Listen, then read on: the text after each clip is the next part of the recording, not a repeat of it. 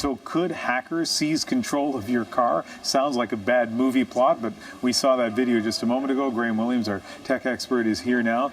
So this could happen even outside this particular experiment. It absolutely could. One of the things that we see with a lot of these vehicles is that they are internet connected. And really the first rule of the internet is you are compromised. So with these vehicles being connected to that network, they are vulnerable. So these are new vehicles. Some people out there may be wondering how is it possible that there's an internet connection. We're talking relatively new vehicles, a bunch of different brands, OnStar on GM. Jeep has its own system here.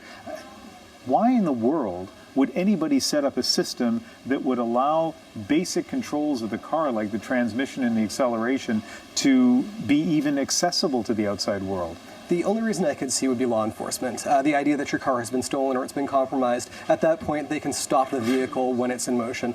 To me, that is not a great reason to have it happen. I mean, the inherent risk that's involved in this doesn't outweigh the benefit. Yeah, and as someone who watches a lot of LA car chases, I don't see the police being able to use this technology so far. So your advice to automakers and consumers would be stay away from any system that allows outside wireless connection to basic drivetrain capability. It's my personal belief that these systems absolutely need to be separated. You can't harden a system like this against hackers. Inevitably, they're going to get in. So at this point, why are we allowing them access to these systems? Keep these systems inherently separate so that they can't be hacked. There's no reason to give that control to any sort of autonomous system that is reaching outside of your vehicle. Okay, so this is a concern with the cars.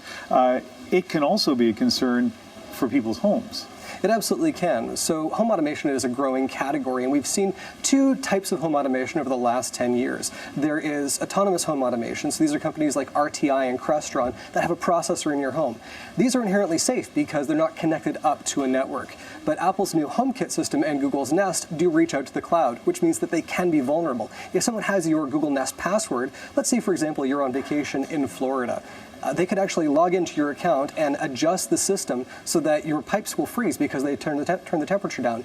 You don't have any control over that unless you actually check in on your system. And once again, this wouldn't need a high level of sophistication to be able to do a hack like that. The only thing that you need is someone's password. If you use the same password in two places and that other place gets hacked, they now have your Google Nest password and they can have access to your account. 30 seconds left. I need to ask you about driverless cars. Not one where this guy has no control, but meant to be driverless. First of all, they are coming in a real way. They're already here. And so, secondly, how concerned should this hack make us about driverless cars? Again, as long as we keep these systems separate so that they don't have control of the drivetrain, the transmission, the brakes, these cars are very, very safe. And they're actually a great thing because they're better than human drivers.